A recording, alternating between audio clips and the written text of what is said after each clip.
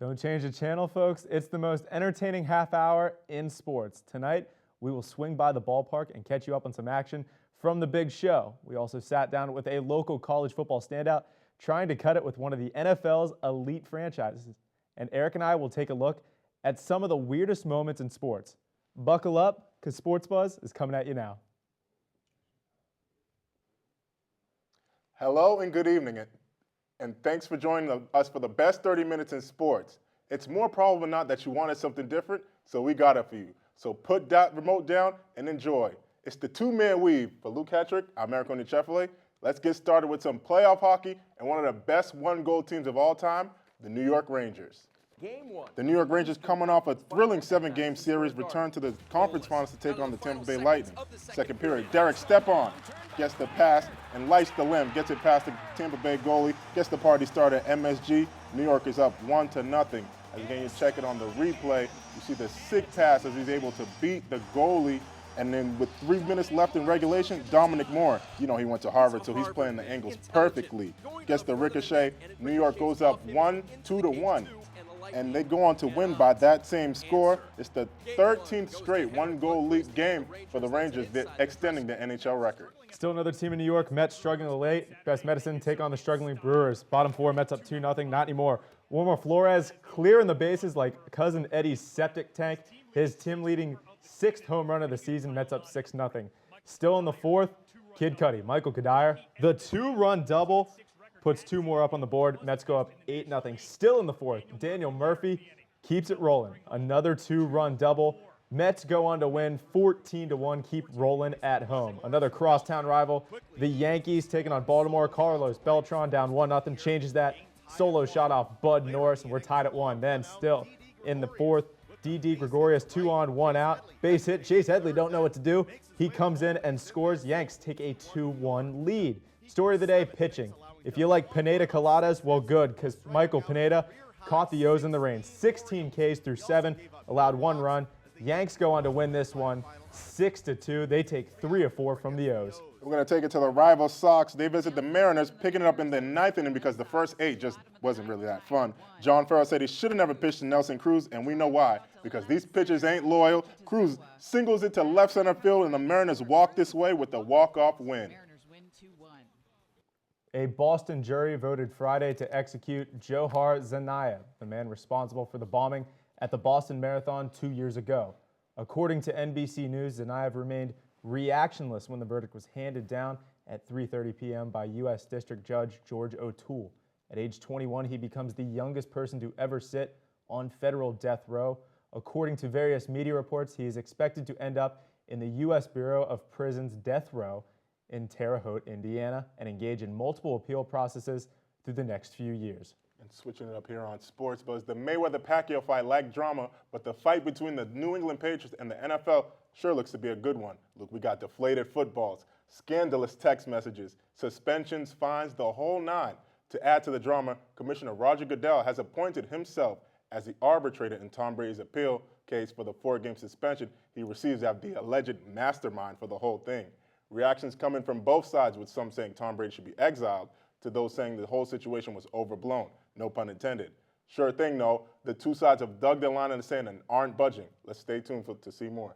Not sure what's really going to happen there. While New York's baseball teams have remained hot, one of the city's teams is stealing national headlines. The New York Cosmos are breaking international barriers as One World Sports announced the Cosmos will be traveling to Havana to take on the Cuban national team on June 2nd.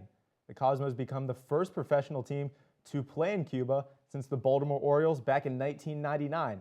It is also the first live sporting event for Cuba since the nation's soccer team took on the U.S. men's national team in a FIFA World Cup qualifier back in 2008.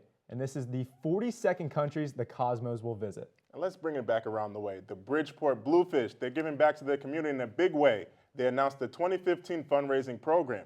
The purpose is to raise money for local nonprofit programs in nearby Bridgeport. The idea allows for supporters of organizations enrolled in the program money back on ticket bundles. Bluefish General Manager Jamie Toole sees this as a, quote, a great way to continue supporting those organizations as well as being able to reach out to other nonprofits and starting building new relationships. For more information, you can contact the Bluefish Ticket Office. I'm ready for Michelle Beadle night, but that's just me. Hey, me too, man. Going back to the ice, the success continues for the Rangers hockey organization, and it just keeps on coming. In the AHL, the affiliate, the Hartford Wolfpack, closed out the Hershey Bears in 6 games in the Eastern Conference semifinals on Friday night. Now Ken Jernander and the Pack are heading back to the conference finals for the first time in 11 years. Back then, before Jernander showed off his suit game, he was suiting up for that same Wolfpack team that lost in 7 games to Wilkes-Barre Scranton back in 2004. History hopes not to repeat itself for the coach as he faces off against conference rival Manchester. And Luke, may I take it from the ice to the hardwood? June 5th is a little over 2 weeks away, and the Connecticut Sun still have some holes to fill on their roster. First, star forward Chine Ogumike is out for the foreseeable future after knee surgery. They get this, veteran Katie Douglas retired this offseason due to a reoccurring back injury. And then they shipped off Katie Montgomery to Seattle. Coach Donovan, though, says that she'll have to incorporate 5 new players this season because she just wants her team to be successful, like the Drake song. She'll have to rely on those 5 players, one of which includes the 4th overall pick in this past spring's 2015 WNBA draft, Elizabeth Williams, out of Duke, to play big minutes early as Chine looks to hopefully return later in the year. Let's see if they can overcome some of those obstacles. I'm sorry to do this. Bad boys. Bad boys. What you gonna do? Hard not to forget those rough and tough Detroit Pistons of the late 80s and early 90s. For 2 years, they ruined the glamour party in the NBA, disrupting the passing of the torch from Larry and Magic to Michael Jordan's 6 titles in Chi-Town. Chuck Daly molded them into the meanest and most despised team arguably in NBA history, and the driving force of those Pistons teams, Isaiah Thomas and Bill Laimbeer. Now the dynamic duo is teaming up once again, but this time in the WNBA. Last week, MSG chairman James Dolan hired Thomas as president of the New York Liberty. A controversial hiring seen by some, it seemed Thomas has worn out his welcome in the Big Apple. A 2007 sexual harassment scandal and 3 straight losing seasons are just some of the headlines during his reign as Knicks head coach.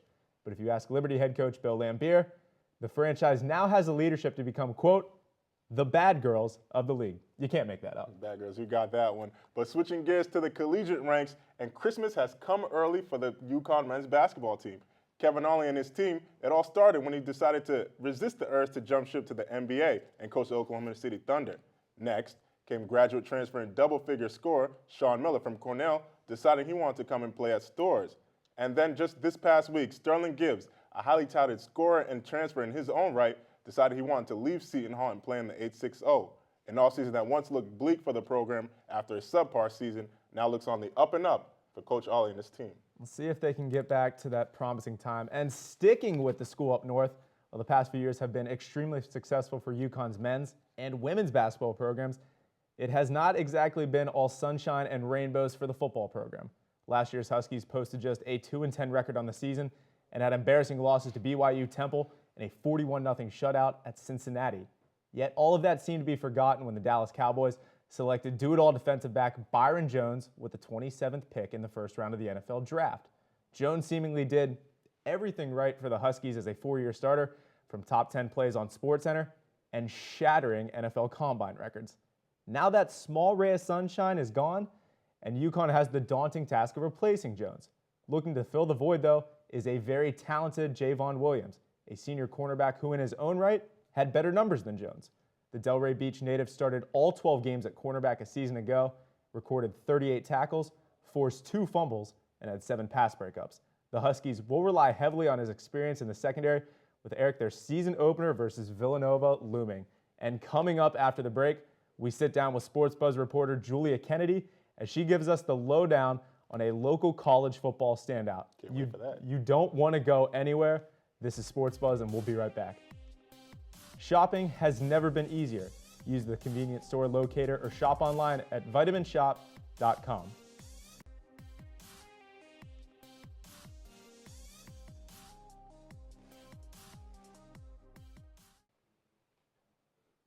And welcome back to Sports Buzz. It was another big year for Sacred Heart football, who claimed yet another title in the Northeast Conference. And our own Julia Kennedy caught up with a player who looks to take his talents from Fairfield to Titletown. Here's the story. The Pressure comes and is intercepted, picked off by J.D. Roussel. And intercepted by Roussel. My name is J.D. Roussel. I'm from Pawtucket, Rhode Island. I attend Sacred Heart University. I come from a single mom home, and she was always like, oh, you can't play football, too physical, you're too small, this, and that, which I've still heard now too. But there's always something about football that always made me want to play. And it wasn't until 8th grade where she allowed me to play football. I played baseball with one of my good friends named Josh Mata. And his dad and my mother were really good friends because we had played baseball with each other since midgets. So we were young. We were 10 years old, 11 years old. And he's like, oh, just bring him out there. Let's see what he got, blah, blah, blah. I went to put on the pads, and I didn't know which one were knee pads, which one were thigh pads, which one were hip pads. I was just all over the place. And I was really raw in the beginning, just kind of just going out there using my athleticism to garner me attention. And then going into high school, it became more of kind of a talent thing. And from there, in high school, I kind of developed into the player that I am now. But I have a great mother. She was there to support me throughout all the home games. Her being from Rhode Island, a lot of the away games in high Pennsylvania and stuff like that, that was hard for her to make. But the playoff games versus Fordham, she was there in attendance, and it was good for me that I was able to bring her out there on senior day.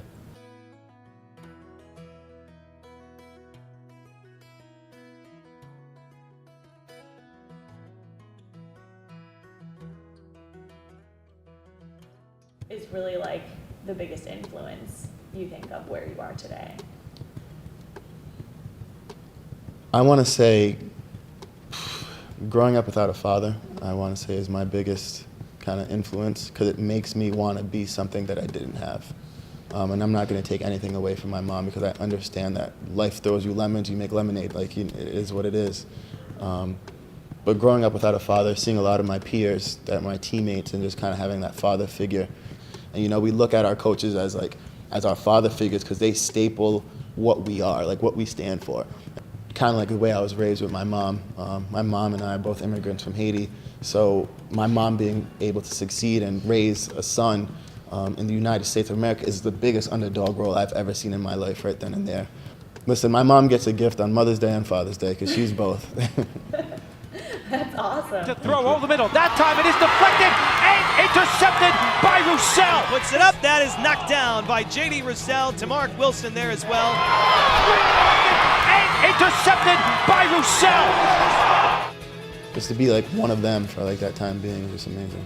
A lot of times back home at barbershops, you always hear that old guy talking about, oh, back in my day, if I would have I would have had this chance. And I was thinking about it, that's not about to be me. You don't have to make it to be successful. I mean, sure, it'd be nice, but you don't have to, make the millions to be successful. Money doesn't define you. The person you are and the relationships you build with people define who you are. Tremendous story for J.D. Roussel, a guy that we are all rooting for here at Sports Buzz. We now like to welcome in Julia Kennedy, who got to sit down with J.D. Julia, one of the big things that caught me during that interview was talking about his underdog story. When you hear that word underdog, what did that mean to you when talking to JD? The word underdog I feel is thrown around a bit too much in the sports world today. But when speaking to JD about an underdog and what it personally means to him, he just gave an entirely new meaning to it that was personal, inspirational, and awe-inspiring. It was incredible to hear his story with his mom and how they immigrated from Haiti. The entire interview was a gem. And you talk about underdog. We saw him with the Green Bay Packers attire. Did he ever talk to you about the type of mentality he wanted to go into for minicamp? He did. He talked about how the main thing he's looking for in a team are the values that he sees in football, the game itself. Family, friendship, being there for each other. So that was the main thing he was looking for going into the rookie camp. Am I going to find friends? Is it going to feel like how it did at Sacred Heart?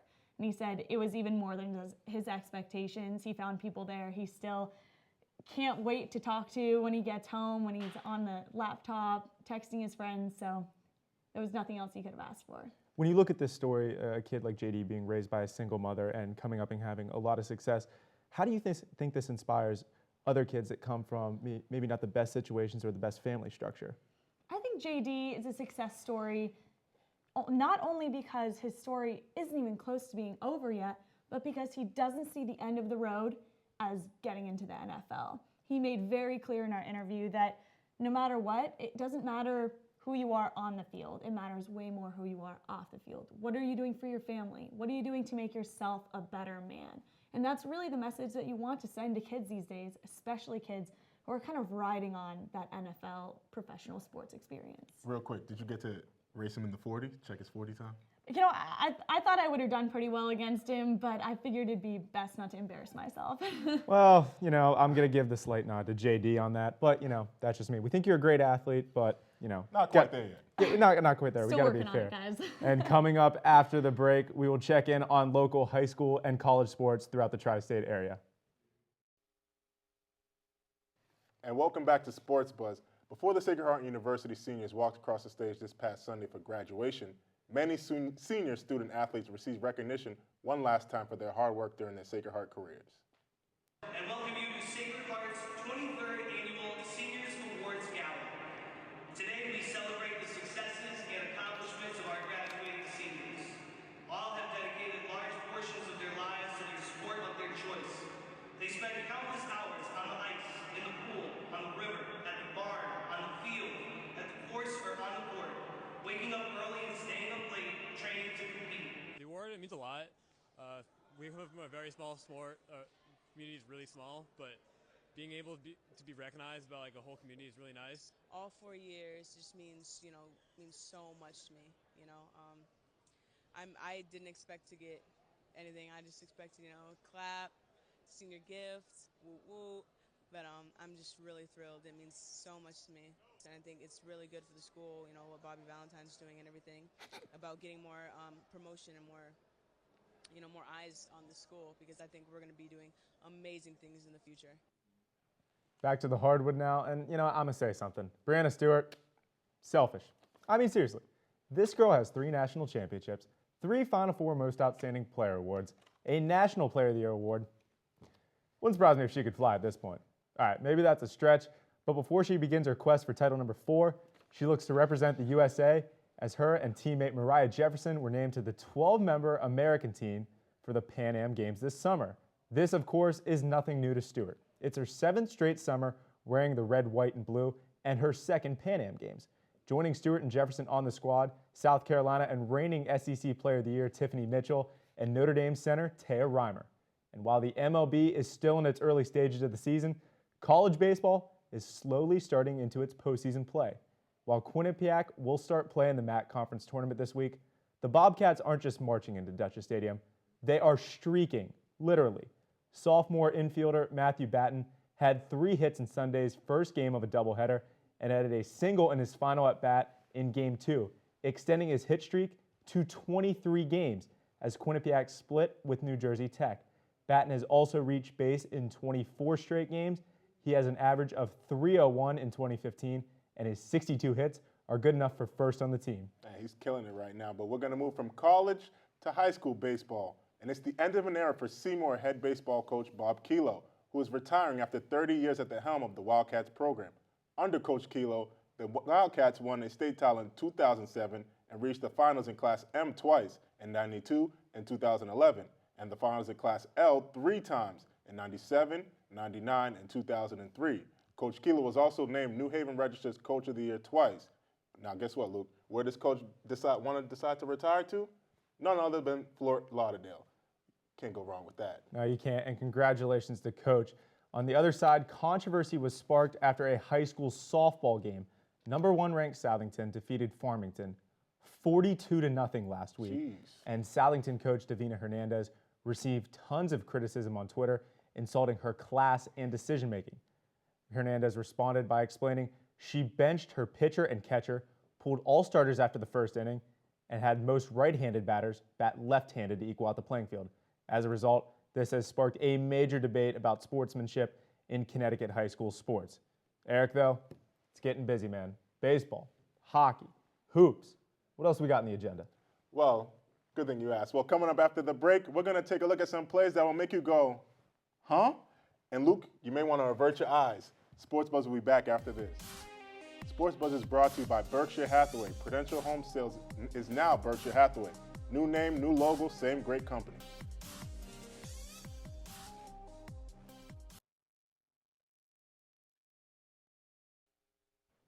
Welcome back to Sports Buzz. Eric, folks, another weird week in sports. We had plays from all over the globe that just made you just scratch your head, avert your eyes.